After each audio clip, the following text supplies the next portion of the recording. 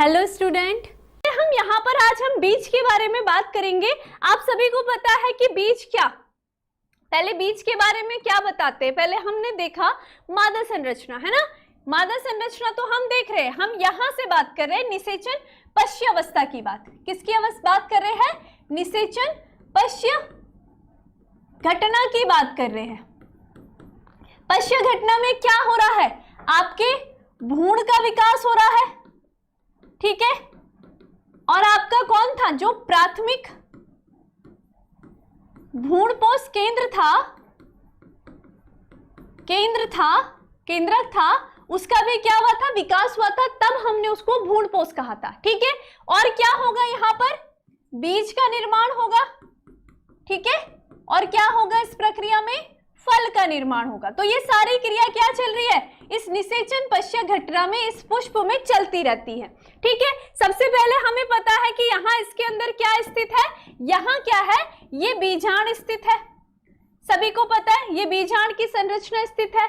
आपको पता है कि यहाँ मध्य में क्या थी? हमारी अंड कोशिका से जब नर युग्मक, नहीं सॉरी, यहाँ पे ना, यहाँ पर बीजांड द्वार के सम्मुख क्या थी? हमारी जो अंड कोशिका थी, ठीक है। अंड कोशिका से जब हमारा नर युग्मक संलयित हुआ तो उसने किसका निर्माण करा? युग्मनज का निर्माण करा, ठीक है। युग्मनज का निर्माण करा और फिर आगे चल करके ये युग्मनज क्या करेगा? भ्रूण का निर्माण करता है, ठीक है। भ्रूण का निर्माण करेगा, क्लियर। और ये भ्रूण क्या हो सकता है? एक बीजपत्री भ्रूण हो सकता है, द्विबीजपत्री भ्रूण हो सकता है, क्लियर है इतनी बात, ठीक है। उसके बाद आप सभी को पता है कि यहाँ मध्य में ही कौन सी संरचना थी? एक त्रिगुणी संरचना थी, जिसे हमने क्या कहा था? प्राथमिक भ्रूणपोष केंद्रक कहा था, ठीक है। और इसमें क्या होता है? काफी सारा, इसके केंद्रक में आपने देखा था, अगर केंद्रक में क्या हो रहा है? विभाजन की क्रिया हो रही है, तो केंद्रकीय भ्रूणपोष का निर्माण होता है। और अगर कोशिका में विभाजन की क्रिया से काफी सारी कोशिकाओं का, जो नारियल का पानी और नारियल का गूदा वाला एग्जाम्पल था, कोशिकीय भ्रूणपोष और केंद्रक भ्रूणपोष का निर्माण हो रहा था, ठीक है। तो इससे क्या क्या हुआ? आपके केंद्रक और कोशिकीय अलग अलग पादपों में अलग अलग हो सकता है, ठीक है। भ्रूणपोष का विकास होता है, यानी कि आप टोटल मिलाकर के हम क्या कहेंगे कि हमारे भ्रूणपोष का निर्माण होता है। ये आपको पता है, बहुत अच्छे से क्लियर है, ठीक है। साथ ही साथ यहाँ पर क्या होगा? निषेचन के पश्चात ये दोनों क्रिया हम पढ़ चुके हैं। और क्या होगा? ये जो इसका बीजांड वाला भाग है, ये कौन सा भाग है? बीजांड वाला भाग है। अब निषेचन के पश्चात ये भाग किस में परिवर्तित होगा? बीज में परिवर्तित होगा, ठीक है। और फिर क्या हो जाएगा? जो ये अंडाशय वाला भाग है, सबसे बाहर कौन सा भाग है? ये जो आपको अंडाशय वाला भाग दिख रहा है, ये अंडाशय भाग किस में परिवर्तित हो जाएगा? आपके फल में परिवर्तित हो जाएगा। किस में हो रहा है? फल में परिवर्तित हो जाएगा। तो निषेचन पश्य अवस्था कुछ इस तरीके से आपको नजर आएगी। इसके सारे के सारे भागों में आपको यहाँ पर अलग अलग यहाँ पर उत्पाद देखने के लिए मिलेंगे। फल दिखेगा, फल के अंदर बीज दिखेगा, बीज के अंदर आपको, अगर वो एक बीजपत्री होगा तो उसमें भ्रूणपोष रहेगा, और द्विबीजपत्री होगा तो उसमें भ्रूणपोष नहीं रहेगा, ठीक है। लेकिन एक बीजपत्री हो चाहे दो बीजपत्री हो, उसमें भ्रूण क्या होता है? रहता ही रहता है, यानी कि फल फिर बीज, ठीक है, और फिर भ्रूण उसके अंदर रहेगा। तो इस तरीके से आपके फल की संरचना होती है। क्लियर थी इतनी बात? सभी को क्लियर थी, ठीक है। तो यहाँ पर हम देख लेते हैं आपकी एनसीईआरटी क्या कह रही है। आवर्त बीजियों में लैंगिक जनन का जो अंतिम परिणाम होता है वो क्या होगा? बीज होता है, ठीक है। अंतिम परिणाम बीज होता है, क्लियर। उसके बाद देखेंगे इसको प्राय एक निषेचित बीजांड के रूप में वर्णित किया। एक निषेचित बीजांड क्यों कहा है? आप सभी को पता चल रहा है क्यों कहा है? क्योंकि ये जो बीजांड आगे बीज में परिवर्तित हुआ है वो किसके पश्चात हुआ है? निषेचन के पश्चात हुआ है। इसलिए हम बीज को क्या कह सकते हैं? निषेचित बीजांड भी कहते हैं। बीज का दूसरा ही नाम हम निषेचित बीजांड भी कहेंगे, ठीक है। बीज फलों के अंदर पैदा होता है और एक बीज में विशिष्ट रूप से क्या क्या संरचना, अब देखेंगे हम इसकी संरचना की। एक बीज देखते हैं तो उसमें क्या होगा? बीज आवरण उपस्थित होता है, बीज पत्र उपस्थित होता है, और क्या होगा? एक भ्रूण अक्ष रहता है, जहां पर क्या होगा? उसका भ्रूण उपस्थित होता है, ठीक है। ये तीन संरचनाएं होंगी एक बीज में, ये ध्यान रखना है। बीज आवरण, बीज पत्र और क्या होगा? एक भ्रूण अक्ष उपस्थित होता है एक बीज की संरचना में, ठीक है। भ्रूण का बीज पत्र एक सरल संरचना होती है, प्राय आरक्षित आहार भंडार के कारण फूली हुई होती है, जैसे कि लेग्यूमिनस। तो आपने देखा, अगर चने की बात करते तो चने को आप तोड़ते हो, 2 बीज पत्र बनते हैं ना, वो द्विबीजपत्री है, तो 2 बीज पत्र आप खाते हो, यानी कि जो बीज पत्र वाला भाग होता है वो कैसा होगा, पोषक पदार्थों से भरपूर होगा, खाने वाला भाग होता है। इतनी बात क्लियर है? ठीक है। परिपक्व बीज कैसे होते हैं? अब यहां पर आपको बताया गया है जो बीज होते हैं वो 2 प्रकार के होते हैं। ठीक है, यहां पर हम क्या देखेंगे, बीज 2 प्रकार के होते हैं। कौन कौन से होंगे देखेंगे।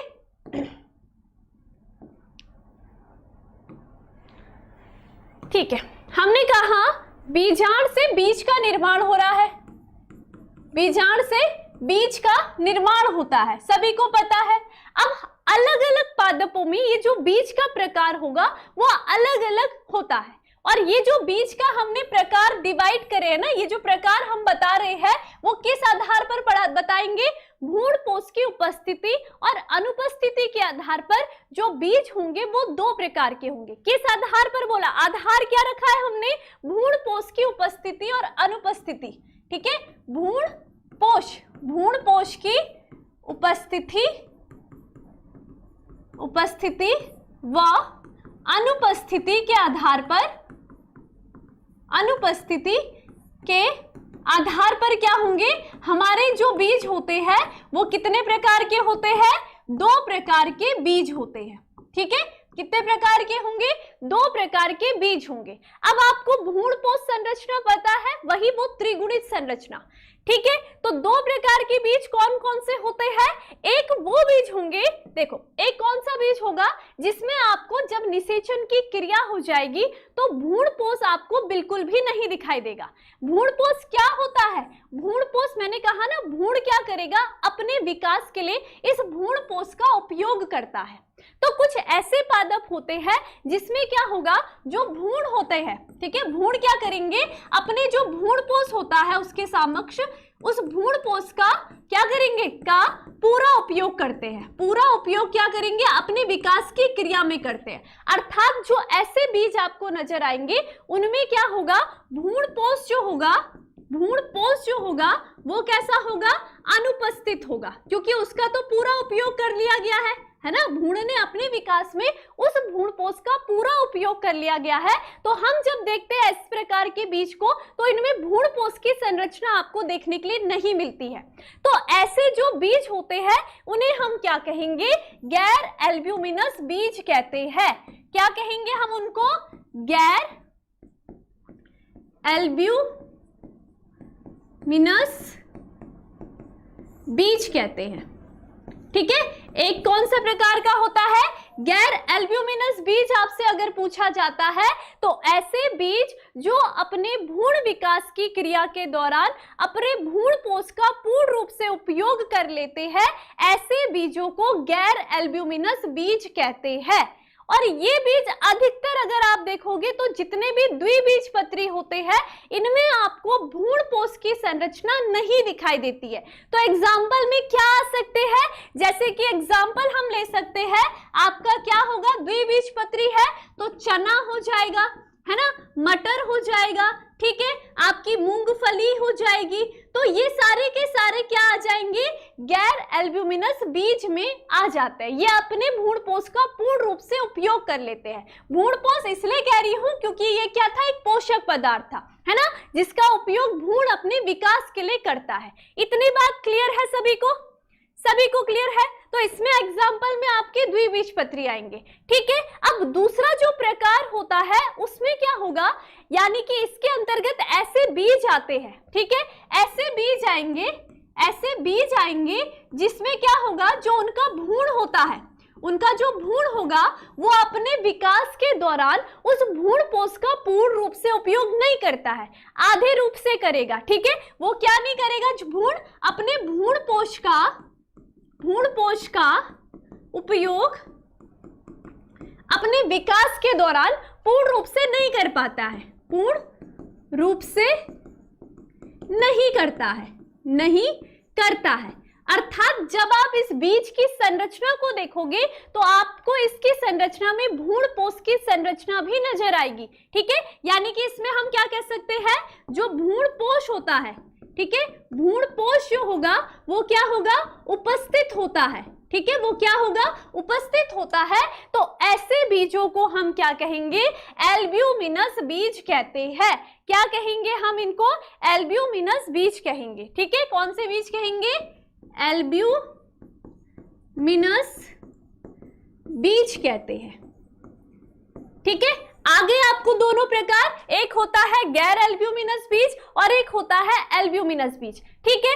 अब इसके एग्जाम्पल में जब हम देखेंगे तो एग्जाम्पल में हमें जो एक बीज पत्री दिखते हैं, एक बीज पत्री में आपका जो गेहूं होगा, ठीक है, आपका जो मक्का हो जाएगा, ठीक, जो आपकी धान हो जाएगी, ये सारे के सारे जो एक बीज पत्री पादप होंगे वो किस में आ जाते हैं, एल्ब्यूमिनस बीज के अंतर्गत आ जाएंगे।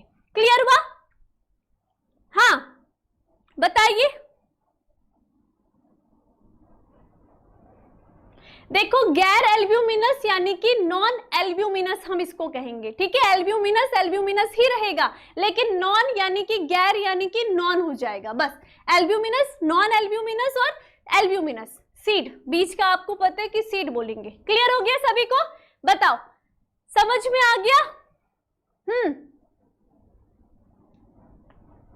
ठीक, देखिए अब आप सभी को पता चल गया है। अगर आपसे पूछा जाएगा कि भ्रूण यानी कि सॉरी बीज जो होगा, बीज के प्रकार कितने प्रकार के होंगे, दो प्रकार के, एल्ब्यूमिनस बीज और नॉन एल्ब्यूमिनस बीज की बात करिए, ठीक है। जो आपके एल्ब्यूमिनस बीज होते हैं, इसमें क्या होगा, जो भ्रूण अपने विकास के दौरान अपने भ्रूणपोष का पूर्ण रूप से उपयोग नहीं कर पाएगा, अर्थात इन बीज की संरचना में आपको भ्रूणपोष दिखाई देता है। तो जितने भी एक बीज पत्री पादप होते हैं, इनके बीज की जब आप संरचना देखोगे, इनमें भ्रूणपोष की संरचना भी आपको देखने के लिए मिलती है।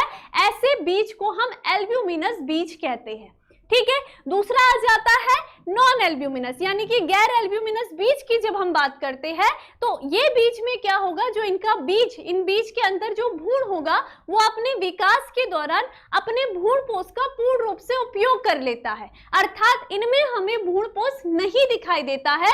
ऐसे जो बीज होंगे उन्हें हम गैर एल्ब्यूमिनस बीज कहते हैं। तो जितने भी आपके द्विबीजपत्री बीज होंगे, ये सारे के सारे किस में आ जाते हैं, गैर एल्ब्यूमिनस में आ जाते हैं, बस सिंपल सी बात है, ठीक है। अब यहीं पर अगर एग्जाम्पल आपने देख लिया है तो यही बात लिखी गई है आपकी, देखिए क्या लिखी गई है। देखो एनसीईआरटी लाइन इसलिए लेकर के आई हूं क्योंकि हम नीट के क्वेश्चन भी सॉल्व करेंगे, तो आपको छोटी छोटी चीजें, क्योंकि नीट में कभी भी आपको पैराग्राफ टाइप के क्वेश्चन पूछ लिए जाते हैं, इसलिए आपको वो भी पता होना चाहिए, ठीक है। चलिए देखेंगे हम यहाँ पर क्या बात कही हमने। देखिए परिपक्व बीज क्या हो सकते हैं, गैर एल्ब्यूमिनस और एल्ब्यूमिनस रहित हो सकते हैं, ठीक है। क्या क्या है देखेंगे, समझ गए ये सब के सब दो प्रकार के बीज।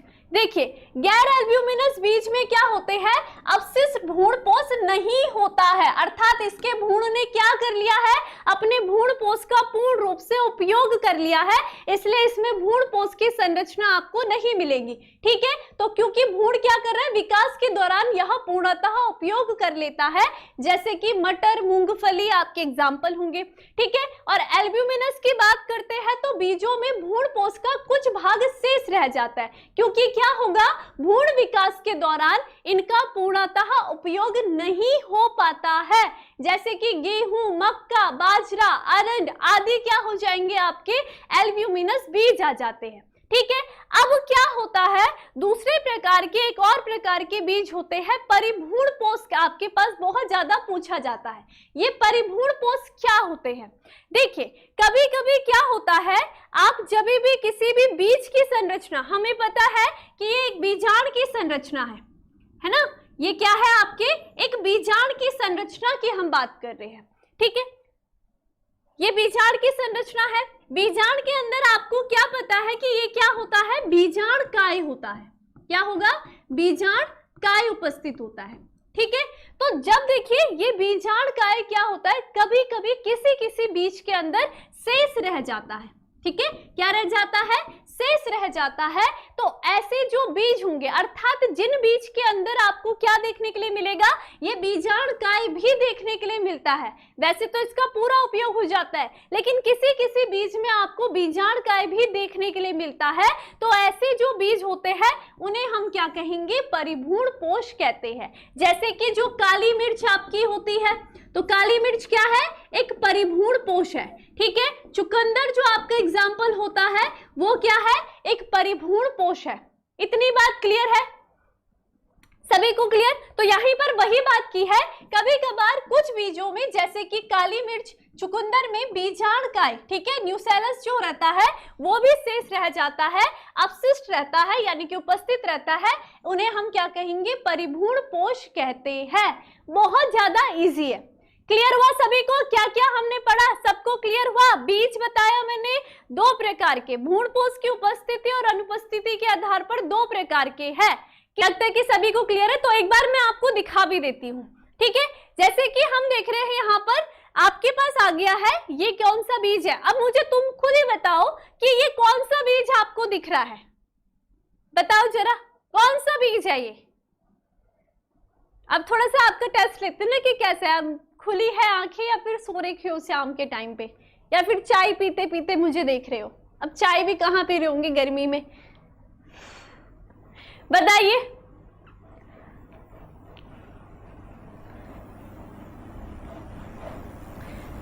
क्लियर है? क्लियर है सभी को? क्लियर है? बताओ। द्विबीजपत्री, वेरी गुड। अच्छा मुझे ये बताओ कि ये एल्ब्यूमिनस है या फिर गैर एल्ब्यूमिनस है, ये भी तो बताओ। हम तो बीज पत्र की बात कर रहे हैं ना, बीज पत्र तो आपको देख करके ही पता चल रहा है, दो बीज पत्र। अब मुझे ये बताओ कि ये एल्ब्यूमिनस है या गैर एल्ब्यूमिनस है। Very good, very good, very good. Ashok को तो मूंगफली दिख गई, एकदम मूंगफली है, वो तो मुझे भी दिख रही है मूंगफली। जो पढ़ाया उसका आंसर दो। रूपाली का आंसर आया, वेरी गुड। एक और बच्चा है हमारा, अब्दुल। मुस्कान, एल्ब्यूमिनस क्यों होगा, अभी अभी तो हमने देखा। Very good. पवित्री कुमारी, बिल्कुल सही। Nandini Singh, Rakesh, very good, very good सभी का। Devraj, very good. हाँ, एक और बच्चा गया, वो एल्ब्यूमिनस नहीं होगा। जो भी बच्चे एल्ब्यूमिनस कह रहे हैं वो गलत है। देखो ये दो बीज पत्र आपको दिख रहे हैं, ठीक है। तो यहाँ पर ये क्या हो जाएगा, इसमें आपको किसी भी, अभी अभी मैंने मूंगफली का एग्जाम्पल दिया था ना, तो वो किस में आता है, वो क्या है, द्विबीज पत्र है, ठीक है। तो यहाँ पर क्या हो जाएगा, ये क्या हो जाएगा, गैर एल्ब्यूमिनस हो जाएगा, ठीक है। तो आपको ध्यान रखना है। क्लियर? ठीक है। मूंगफली अभी एग्जाम्पल भी तो बताया था मैंने, ठीक है। तो क्यों कहा है, क्योंकि यहां पर जो इस बीज के अंदर, ठीक है, यानी कि ये बीजाण है, ये बीजाण है, ठीक है। ये आगे चल करके बीज में परिवर्तित होगा। अब आपको पता है कि बीजाण के अंदर निषेचन के पश्चात क्या हुआ था, एक तो उसमें युग्मनज का निर्माण हुआ था, है ना। और ये युग्मनज विकास करके किसका निर्माण करता है, ये भ्रूण का निर्माण करता है, ठीक है। साथ में साथ आपको ये भी पता है कि एक नर युग्मक किससे जाकर के मिला था, ध्रुवीय कोशिका से। तो उसने किसका निर्माण करा था, भ्रूणपोष का निर्माण करा था, ठीक है, भ्रूणपोष का निर्माण करा था। क्लियर था? अब देखिए, ये भ्रूण अपने विकास की क्रिया के लिए किसका उपयोग करता है, इस भ्रूणपोष का उपयोग करता है। अगर ये इस भ्रूणपोष का पूरा उपयोग कर लेगा, तो इसका मतलब इस बीज के अंदर आपको केवल क्या दिखाई देगा, ये बीज में परिवर्तित हो जाएगा बीजाणु, और यहाँ पर भ्रूणपोष का भ्रूण ने पूरा उपयोग कर लिया है। तो आपको किसी भी प्रकार की भ्रूणपोष की संरचना नहीं दिखाई देगी। भ्रूण तो दिखेगा, लेकिन क्या नहीं दिखेगा, भ्रूणपोष आपको नहीं दिखाई देगा, है ना, केवल भ्रूण आपको दिखाई देगा। तो यहाँ पर भ्रूणपोष नहीं दिखाई देगा, तो इसलिए हम इसको क्या कहेंगे, ये है गैर एल्ब्यूमिनस। ठीक, ये ध्यान रखना है, ठीक है। चलिए, अब इसी के बाद दूसरी बात करते हैं हम किसकी, एल्ब्यूमिनस की। तो एल्ब्यूमिनस में आप देख रहे हो इतना बड़ा भाग यहाँ पर दिख रहा है, ये पूरा का पूरा किसका भाग है, इसके एंडोस्पर्म का, ठीक है, यानी कि भ्रूणपोष का भाग होता है। देखो इसका, देखो भ्रूण ये रहा, ठीक है, इसका भ्रूण देखो ये यहाँ रहा। मक्के के बीज की अगर हम बात करें तो इसका भ्रूण ये रहा, इसने अपने भ्रूणपोष का उपयोग नहीं किया। माना बात हम देख रहे हैं, ये बीजाणु था, ये बीज में परिवर्तित हो गया, ठीक है। आपको पता है कि भ्रूण इसी के अंदर है, ठीक है, इसके अंदर भ्रूण है, ये भ्रूण रहा, साथ ही साथ इसमें क्या है, भ्रूणपोष भी है, भ्रूणपोष भी है, वो त्रिगुणित संरचना भी है। अब जब ये भ्रूण विकास की क्रिया करेगा, ये भ्रूण क्या करेगा, विकास की क्रिया करेगा, तो वो क्या कर पाएगा, इस भ्रूणपोष का पूर्ण रूप से, ये जो भ्रूणपोष है इसका पूर्ण रूप से उपयोग नहीं कर पाएगा, आधा ही उपयोग कर पाएगा। तो जब आपको ये बीज आगे चल करके दिखाई देगा तो इसमें आपको क्या दिखेगी, इसकी आंतरिक संरचना में ये भ्रूणपोष शेष नजर आएगा। तो इसका मतलब इसमें भ्रूणपोष उपस्थित रहेगा, इसलिए हम इसको क्या कहेंगे, एल्ब्यूमिनस बीज कहते हैं।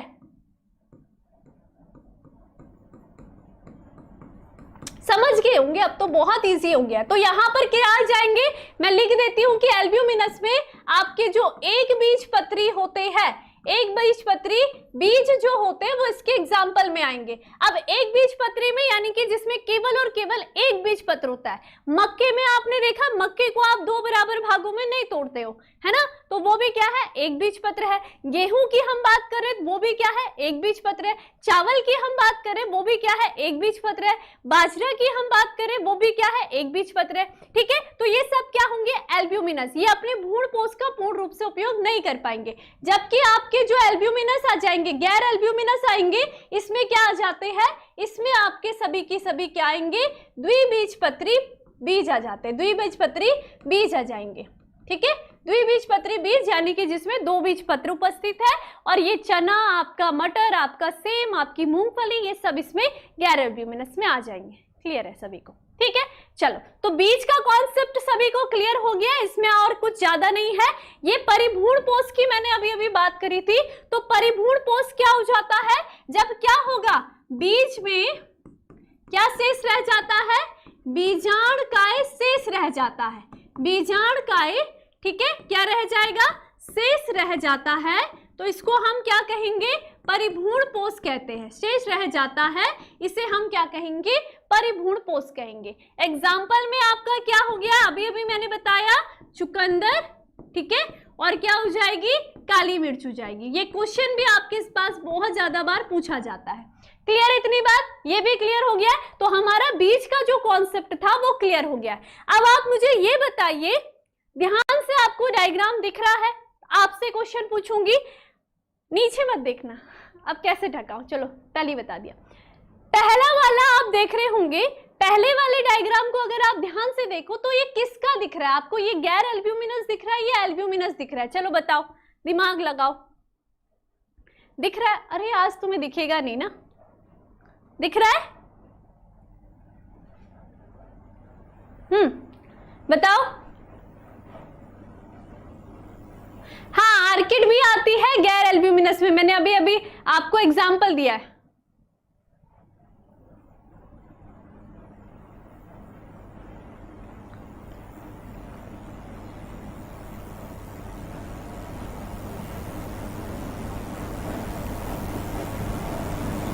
बताइए, पहला वाला आपको यहां पर इतनी बड़ी संरचना ये नजर नहीं आ रही है, ये पूरा का पूरा क्या भाग लिख रखा है, पहला आपने कहा ये गैर एल्ब्यूमिनस है, ठीक है, ये क्या है, गैर एल्ब्यूमिनस है।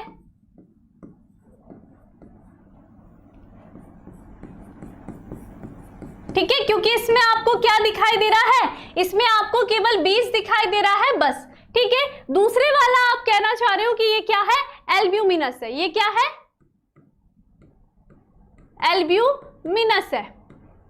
ठीक है, यानी कि इसमें आप देख रहे होंगे इसका इतना जो भाग है, ये जो इतना पूरा भाग है, ये किसका है, एंडोस्पर्म का, यानी कि भ्रूणपोष इसमें उपस्थित है, इसलिए हमने इसको क्या है, एंडोस्पर्मिक सीड कहा है।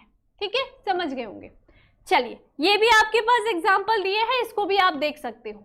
चल, अब आ जाते हैं बीज की कुछ एक और विशेषता होती है। देखिए, हम अगर बीज की संरचना बनाते हैं, ठीक है, अब देखेंगे यहां पर ये रहा हमारा बीजांड। ठीक है, आप सभी को पता है कि ये जो बीजांड की संरचना है, ठीक है, ये जो बीज की संरचना है, ये बीज की संरचना किन किन भागों से मिलकर के बनी है।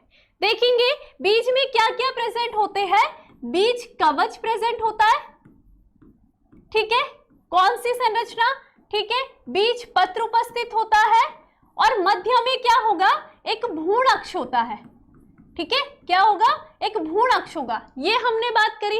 अब अगर इस बीज की बीजांड की संरचना को हम देख रहे हैं, ये आगे चल करके किस में परिवर्तित होगा, बीजांड बीज में परिवर्तित होगा, ठीक है। अब इसमें समझना है हमने क्या, इसका जो ये वाला भाग है ये तो क्या बनाएगा, बीज बना रहा है, ठीक है। अब आप सभी को पता है जो बीजांड की संरचना है उसमें दो आवरण प्रेजेंट थे, है ना, कौन कौन से थे, एक था आपका बाह्य अध्यावरण था, सभी को पता होगा, और दूसरा क्या था, अंतः अध्यावरण था। कितने बच्चों को ये क्लियर है कि जो बीजांड की संरचना थी, ये जो बीजांड की संरचना है इसमें ये वाला जो भाग है ये क्या है, बाह्य अध्यावरण, है ना, और ये जो अंदर वाली संरचना है ये क्या है, अंतः अध्यावरण।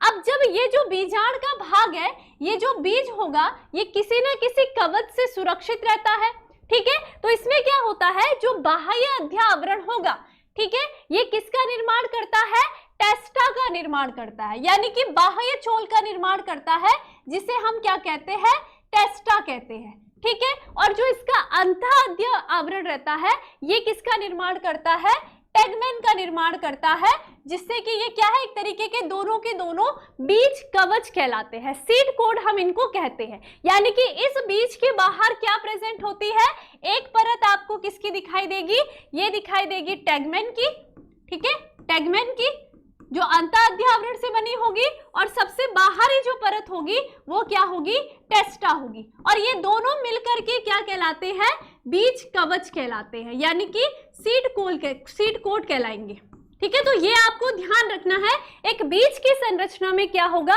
बीज कवच किससे बना होता है। इतनी बात सभी को क्लियर है, ठीक है, क्लियर, ठीक है। अब हमने कहा कि यहाँ पर ये जो भ्रूण अक्ष तो खैर हमने देख लिया, लेकिन यहाँ पर क्या होता है, आपको पता होगा कि ये जो ये वाला भाग है ये कौन सा भाग है, बीजांड द्वार का भाग है, बीजांड द्वार का भाग है, ठीक है। तो बीजांड द्वार का भाग क्या होता है, ये एक छिद्र जैसी संरचना होती है। आपने अक्सर देखा होगा जब आप चने को तोड़ते होंगे तो उसमें आपको एक छिद्र जैसी संरचना नजर आती है, या आपने मूंगफली भी खाई होंगी तो आप क्या देखते हो, उनमें एक छिद्र जैसी संरचना रहती है। वो जो छिद्र की संरचना रहती है वो बीजों में आखिर क्यों रहती है, तो याद रखोगे वो किसके लिए रहती है, पानी की, वो जो गैसों का संवहन हो रहा है, परिवहन हो रहा है, यानी कि जो O2 का परिवहन की जो क्रिया होती है वो किसके द्वारा होगी, आपके इस बीजांड द्वार बीज में उपस्थित छिद्र के द्वारा, यानी कि जो बीज में छिद्र दिखाई देता है वो क्या है, बीजांड द्वार वाला भाग है, ठीक है। और बीज के बाहर जो कोटिंग आपको नजर आती है वो किसकी बनी हुई है, बाह्य अध्यावरण, और अंतः अध्यावरण निषेचन के पश्चात परिवर्तित हो जाते हैं सीड कोट में। तो आपको इस तरीके से संरचना नजर आएगी। क्लियर है इतनी बात सभी को, ठीक है। तो टेस्टा क्या होता है, टेगमेन क्या होता है, ये आपने सारे नाम याद रखने हैं। चलिए अब देखेंगे यहाँ पर हमें क्या क्या दे रखा है। अच्छा एक और बात तो बताना भूल गई, अब देखिए कभी क्या होता है, ये जो बीज होते हैं ना, चलिए इसके आगे बताती हूं, देखेंगे। तो यही वो बात कह रहा है कि बीजांड का जो अध्यावरण है वो बीज के ऊपर सख्त संरक्षात्मक आवरण बना देता है। बीज के आवरण में बीजांड द्वार एक छोटे छिद्र के रूप में रह जाता है। बीज अंकुरण के समय ये क्या कर रहा है, ऑक्सीजन और जल प्रवेश को सुगम बनाता है। तो कभी कभी क्वेश्चन क्या पूछेगा कि बीज में कौन सा भाग जल और ऑक्सीजन के परिवहन के लिए अपनी भूमिका निभाता है, तो आपका कौन सा हो जाएगा, बीजांड द्वार वाला। बीजांड द्वार वाला भाग एक छोटे छिद्र के रूप में परिवर्तित हो जाएगा निषेचन के पश्चात, और ये ऑक्सीजन और जल के प्रवेश को सुगम बनाने का कार्य करता है। अब जैसे जैसे बीज परिपक्व होता है उसके अंदर जल की मात्रा घटने लगती है, ये ध्यान रखना है। अब बीज क्या हो रहा है, परिपक्व हो रहा है, उसमें ये सारी संरचना बन गई है। अब धीरे धीरे वो अपने अंदर क्या जितना भी जल होगा उसका त्याग करना शुरू कर लेगा।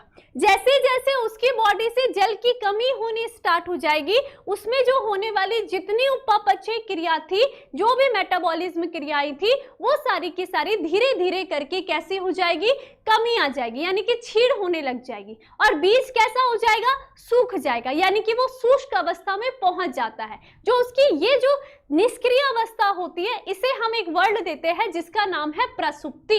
तो आपसे कई बार ये पूछा जाता है कि प्रसुप्ति किसे कहते हैं, ठीक है। तो मैं आपको यहाँ पर बताऊंगी कि प्रसुप्ति क्या होती है। देखिए क्या होता है, प्रसुप्ति की हम बात कर रहे हैं, ठीक है।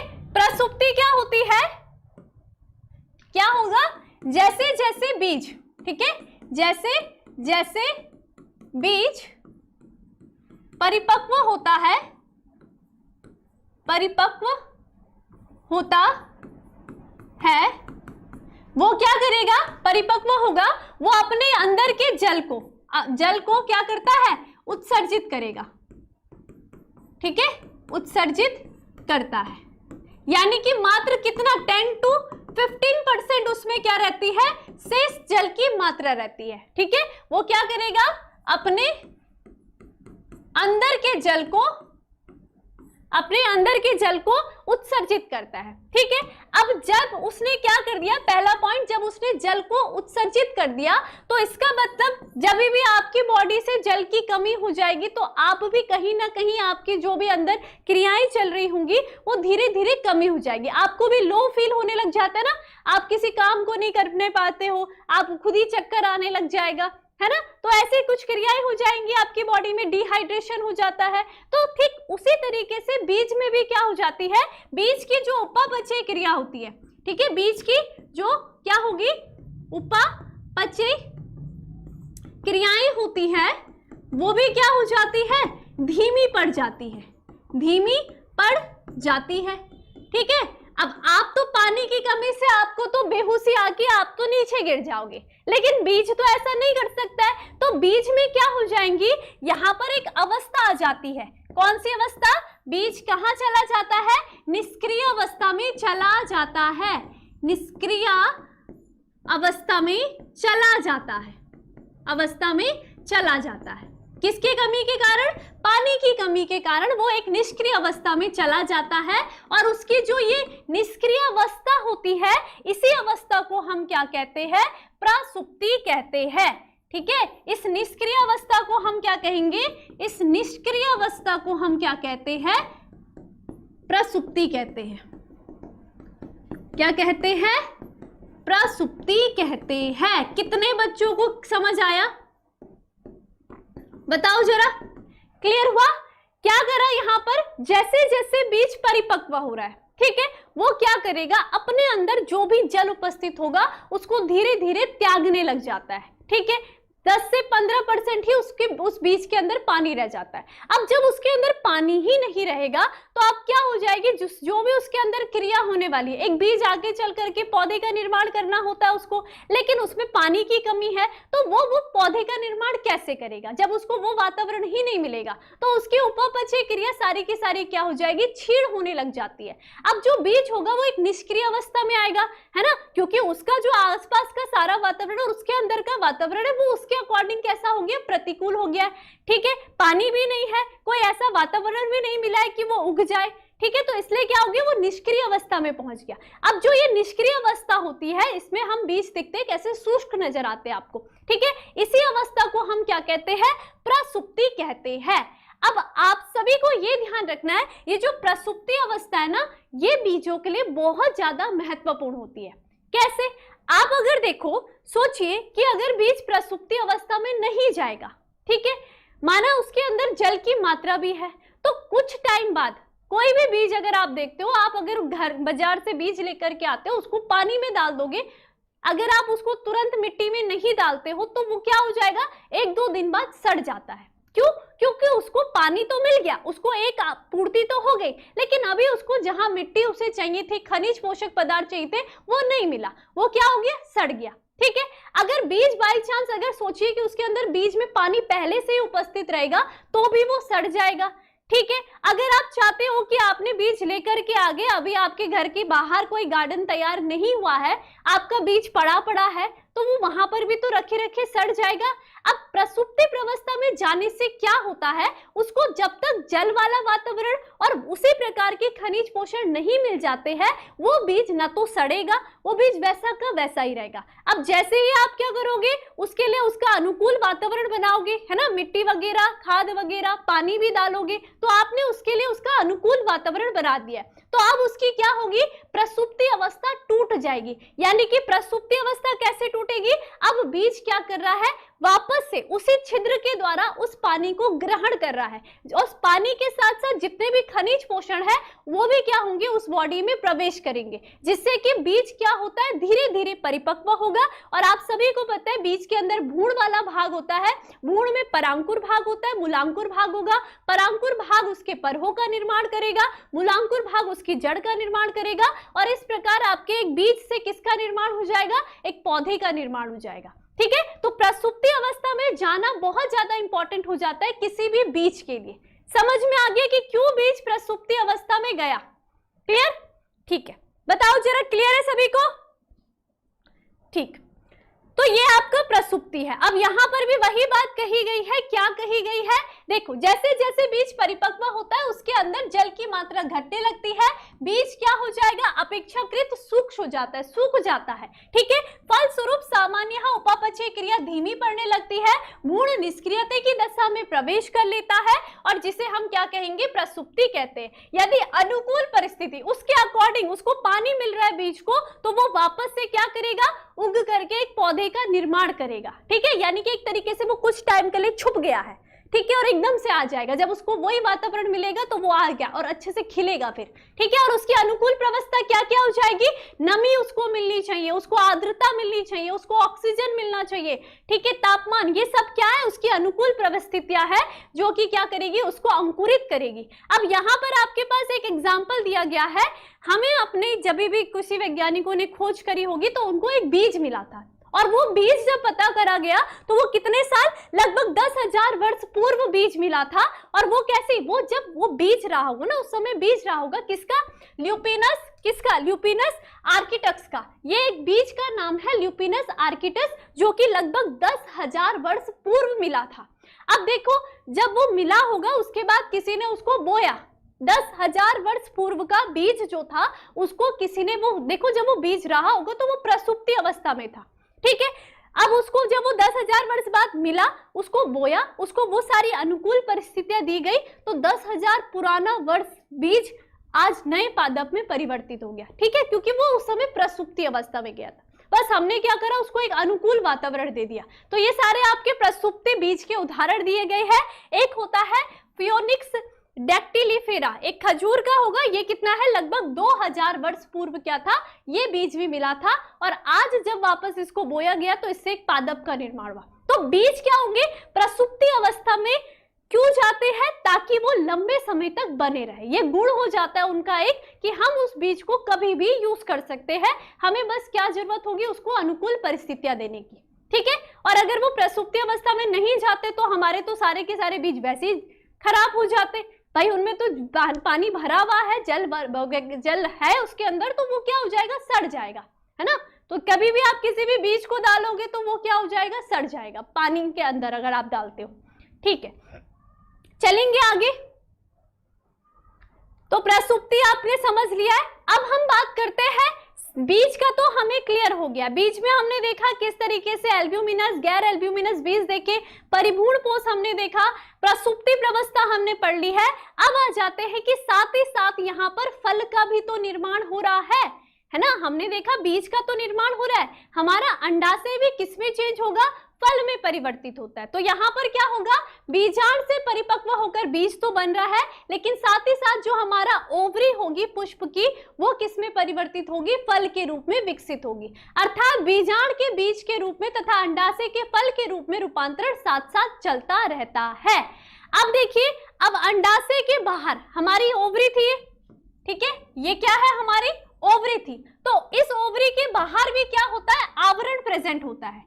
ठीक है, ये आवरण क्या बनाएगा, देखो, जो ओवरी थी वो तो किसमें, अंडाशय जो था वो किसमें परिवर्तित हुआ, फल में परिवर्तित हुआ, ठीक है। लेकिन इसके अंदर जो इसकी ओवरी है, सॉरी इसके बाहर जो क्या होगा हमारा आवरण होगा, वो आवरण किस में परिवर्तित होता है, उस फल की भित्ति में, किसमें, फल भित्ति में, जिसे हम क्या कहेंगे, पेरिकार्प या फल भित्ति भी कहते हैं। तो कभी कभी पेरिकार्प लिखा हुआ आ जाता है और कभी कभी आपकी फल भित्ति दिखाई देती है। तो आपने देखा फल के बाहर फल भित्ति प्रेजेंट है, अंडाशय के आवरण से उसका निर्माण हो रहा है, ठीक है। तो यहाँ पर भी वो कहा गया है अंडाशय की दीवार फल की दीवार यानी कि छिलके के रूप में विकसित होती है, जिसे हम फल भित्ति कहते हैं, ठीक है। फल अमरूद, आम, संतरे आदि में गूदेदार होती है, सभी खाए आपने, संतरे में भी थोड़ी सी गूदेदार सी आपने देखी होगी जो उसकी फल भित्ति होती है, सेब में भी आपने छिलका देखा हुआ है। तो ये सारे के सारे क्या है, उनकी फल भित्ति होती है। जो छिलका आप निकाल देते हो ना,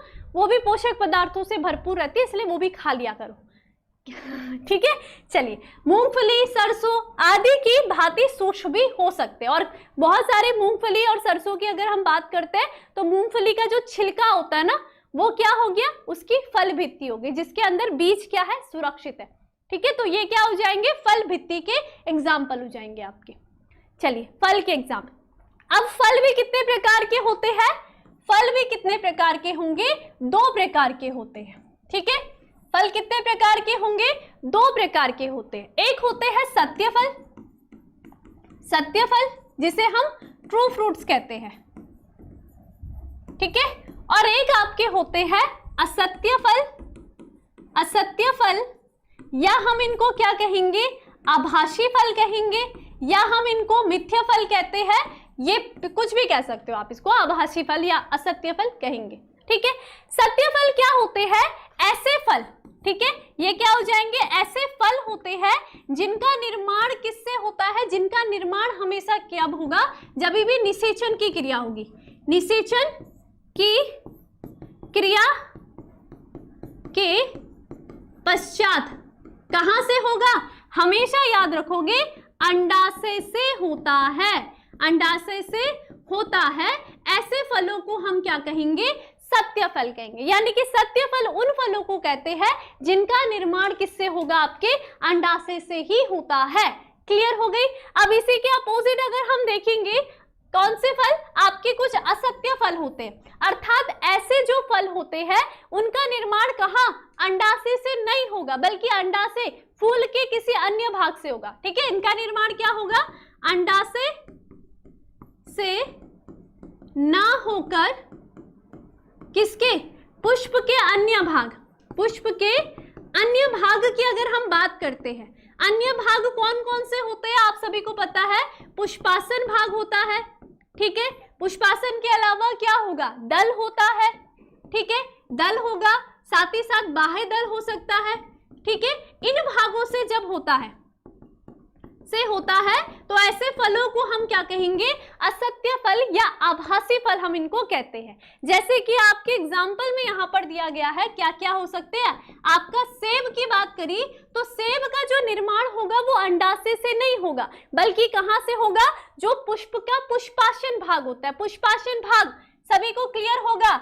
ये जो पुष्पासन जिसके ऊपर सारे के सारे पुष्प के भाग लगे होते हैं ना, ये वाला जो भाग था इस भाग से होगा, ठीक है। सत्य फल का किस कहां से होता है, इनसे होता है। मोस्टली फलों का कहां से होगा, आपके जो अंडाशय वाला भाग है, तो ऐसे फलों को तो सत्य फल कहेंगे। लेकिन अगर बाह्य दल, पुष्पासन, पुष्पवृंत, इनसे अगर फल का निर्माण होगा तो इन्हें हम असत्य फल कहते हैं। ये बात आप सभी को ध्यान रखना है, बहुत ही क्लियर आपको बता दिया है, ठीक है, ठीक है। तो यहाँ पर स्ट्रॉबेरी, ये सारे के सारे आपके किसकी श्रेणी में आ जाएंगे, असत्य फल में। और जो सत्य फल में आ जाएगा वो क्या हो जाएंगे, जैसे कि आपका आम हो जाएगा, आप खाते हो आम, अमरूद, ये सब इसमें क्या आ जाएंगे, आपके सत्य फल में आएंगे। इसमें आपका अंगूर भी आ जाता है। क्लियर है, इतनी बात समझ गए सबके सब, ठीक है, ठीक, चलिए, ठीक है। अब देखिए, कुछ दूसरे प्रकार के फल भी होते हैं जिन्हें हम क्या कहते हैं, अनिषेक फलन कहते हैं, अनिषेक फलन कहते हैं, ठीक है।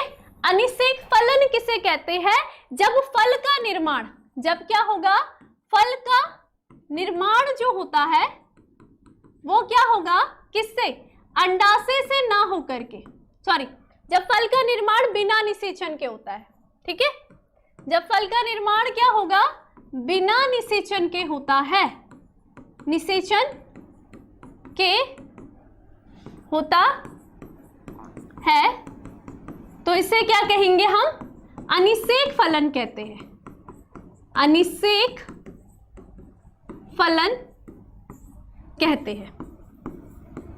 देखो आज हमने सोचा तो था कि कवर होना था, लेकिन आज टाइम हो गया ज्यादा। चलिए देख लेंगे, एक फल पढ़ लेते हैं, उसके बाद आपका एक लास्ट टॉपिक है। तो लास्ट टॉपिक के साथ साथ अब आपके एनसीईआरटी क्वेश्चन भी मेंशन करने पड़ेंगे, है ना, हाँ वो करना पड़ेगा।